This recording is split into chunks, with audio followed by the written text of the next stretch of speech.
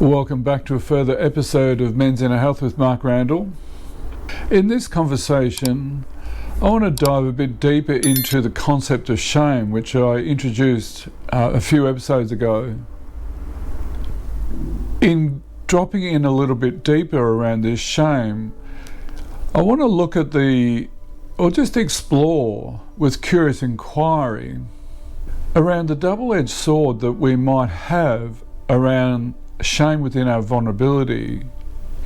The first part of the shame is the fact that as men we have a vulnerability, and over the eons we've had sort of societal expectations that we shouldn't be this way, or we're not allowed to have that. So therefore, as men, collectively perhaps we've been shamed for being vulnerable. Vulnerability, as I've mentioned in previous episodes around vulnerability is a gift. It's a deep gift, and the more we can learn to be within our vulnerability, to be able to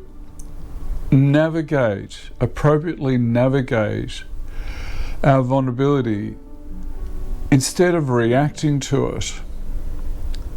When we react to it, generally we react with anger, shutdown, withdrawal, rage potentially. That rage is deemed as toxic masculinity, but underneath that rage are other emotions, and those emotions tend to be our vulnerability space. The double-edged sword around this stuff is that, yes, whilst the first one is we have shame around our vulnerability, so therefore we don't want to go there and we'll park it. It's not manly to go there. But the other edge of that sword is the overreaction, the emotional overreaction to when our vulnerability is triggered. A common overreaction, unregulated, is our anger or rage. That rage may come out as a behaviour, and that behaviour is well and truly documented as toxic masculinity, not the best form of our masculinity. Now, the more we men open our minds and our hearts to our deeper essence of humility, vulnerability is a part of our humility. Our vulnerability, we can be humbled by our vulnerability. But the more we experientially learn to practice how to be with this vulnerability, how do we learn to empower this vulnerability instead of being ashamed of it or having shame for it? How can we learn to let that go and reframe it into the fact that it is part of our humility? When we overreact through anger, which is a defense shield, how do we learn to notice we're getting angry from the trauma or the trigger or the emotional hurt that's sitting in there? Instead of being angry, how can we stop? Take a time out, call a time out, have a special word for each other. If it's an argument or a disagreement and it's getting a bit heated, how do we take a time out and check in with our vulnerability? Check in, what is this emotional hurt that's really the energy of this emotional hurt that's really fueling the reactive, unregulated anger? By learning to have time out, go away, process it a little bit, grieve it if necessary, feel into it,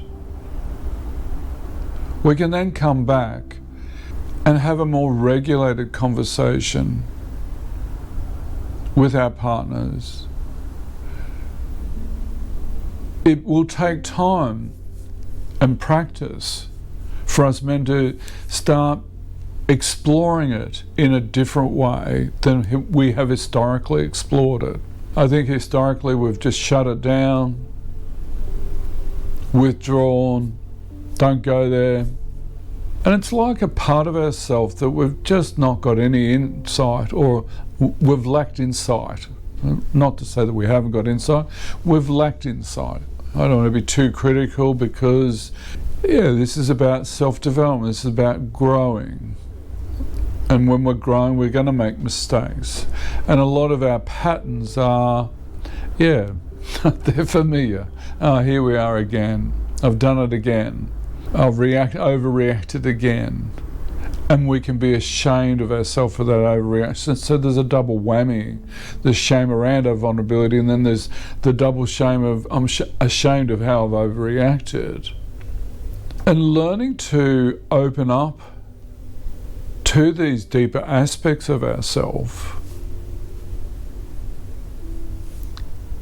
learning to create environments, to create safe spaces for us to begin to process, emotionally process, experientially process these difficult, painful emotions.